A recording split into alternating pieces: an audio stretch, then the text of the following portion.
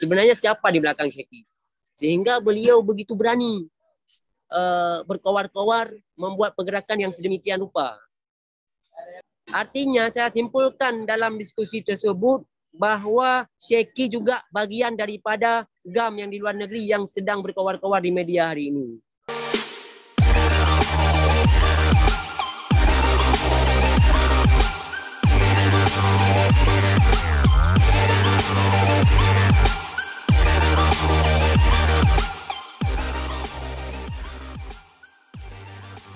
Bang, seperti abang katakan tadi bahwa nggak mungkin nggak ada orang di belakang Syekhi ya.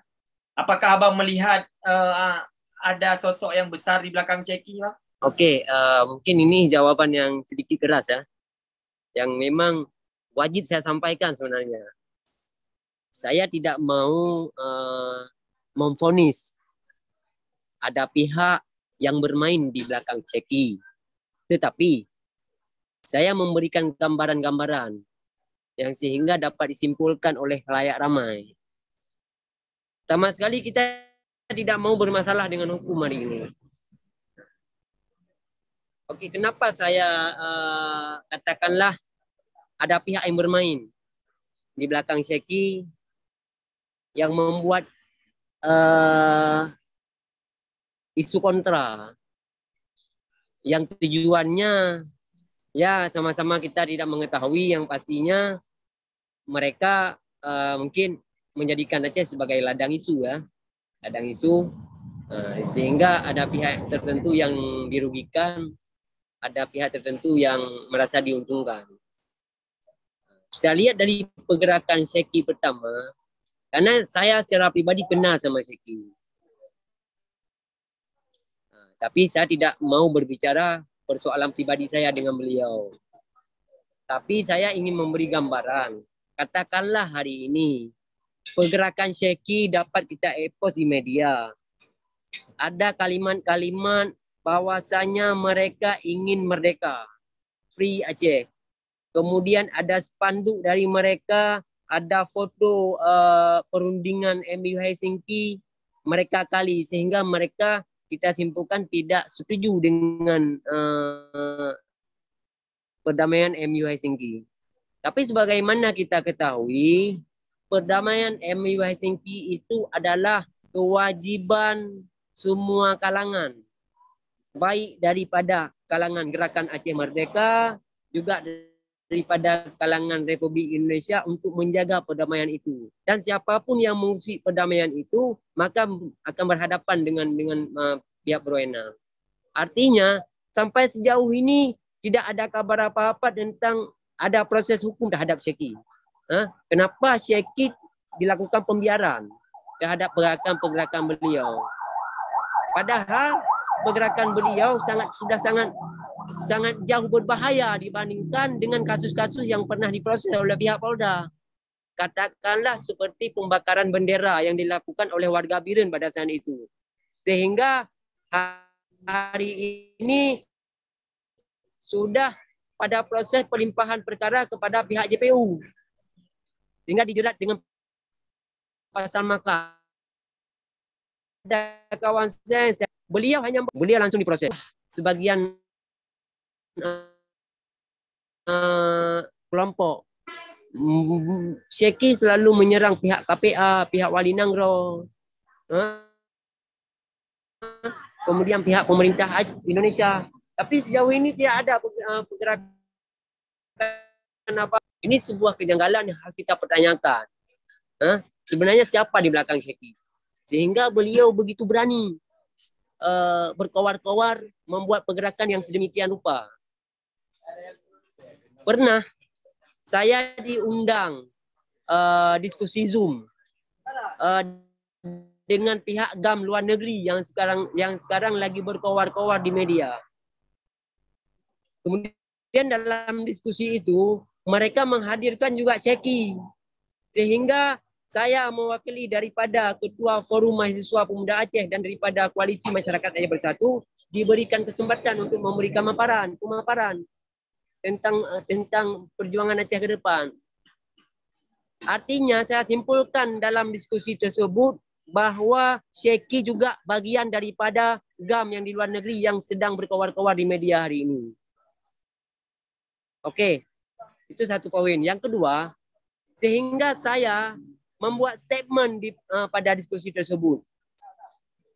Kalau seandainya kita masyarakat Aceh atau kita pejuang-pejuang terhadap kemerdekaan Aceh yang ada di luar negeri memiliki kemampuan besar untuk memikirkan kemerdekaan Aceh, ngapain kita harus berbicara tentang Syeki yang ruang lingkupnya sangat kecil? Maka saya lihat pembahasan Syeki dalam gerakan Aceh Merdeka yang sedang digaungkan di luar negeri hari ini itu hal yang sangat kecil menurut saya. Itu yang saya bahas dalam obrolan diskusi Zoom pada saat itu. Sehingga saya dikeluarkan daripada diskusi tersebut. Artinya saya berkesimpulan bahwasanya pihak GAM luar negeri sangat mendukung gerakan Syeki yang dilakukan hari ini. Mereka marah sehingga mereka menyatakan bahwa statement saya statement yang tidak bertanggung jawab. Sehingga saya dalam Zoom tersebut mengatakan bahwa Syeki ada orang di belakang dia.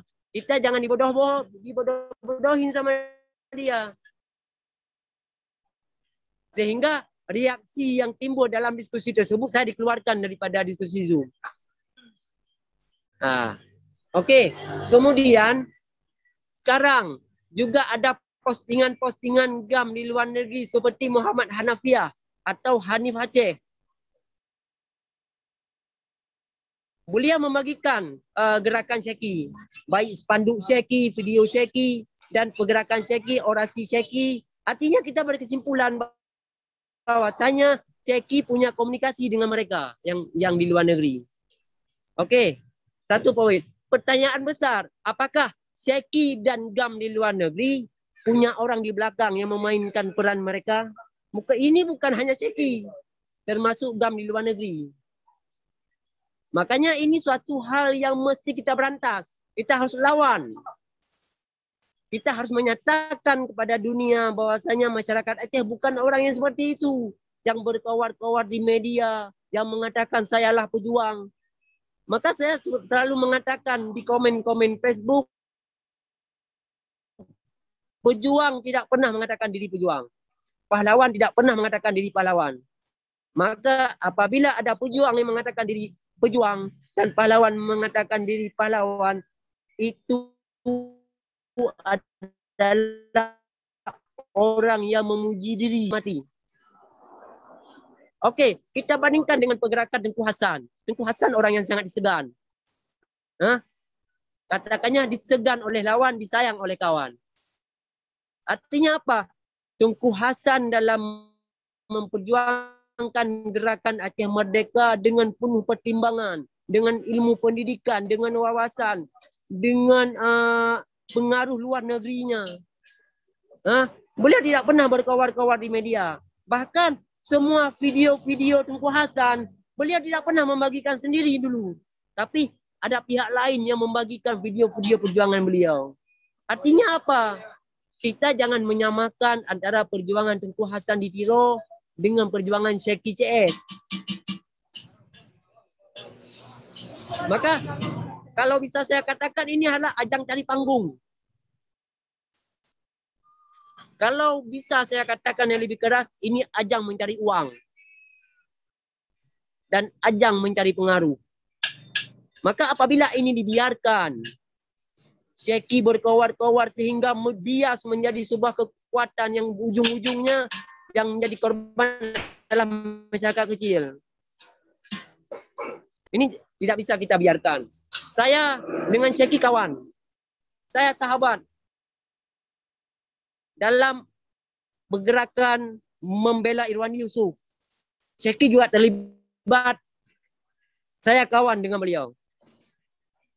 Makanya ini yang saya takutkan. Saya selalu berpikir ini bagaimana nasib masyarakat Aceh ke depan. Kalau mereka mengikuti orang-orang yang tidak tepat, orang-orang yang tidak berilmu, orang-orang yang tidak punya tujuan yang mulia, maka masyarakat Aceh selalu menjadi jemari yang mudah dibakar di negerinya sendiri. Sehingga kita bentrok berkelahi bersama-sama sendiri. Janganlah kita menjadi bangsa yang suka berperang dengan bangsa sendiri. Ini satu poin. Saya dalam rilis media saya berharap kepada pihak Polda, tolong tangkap Syekhi. Tolong proses Syekhi. Jangan melakukan pembiaran terhadap gerakan yang merusak perdamaian Aceh. Saya hari ini bukan berbicara membela KPA-nya, bukan berbicara membela Wali Nanggro-nya. Toh apabila kita tidak setuju dengan Wali Nanggro, ayo kita berembuk. Ajak orang-orang gerakan Aceh Merdeka duduk kembali. Biar pergerakan terasa lebih terhormat. Juga kita dipertimbangkan oleh pihak luar. Tapi kalau hari ini kita menggaungkan perjuangan tetapi di belakang kita mengucilkan orang, menjelek-jelekkan orang lain, itu sebuah penilaian yang sangat negatif terhadap pergerakan tersebut.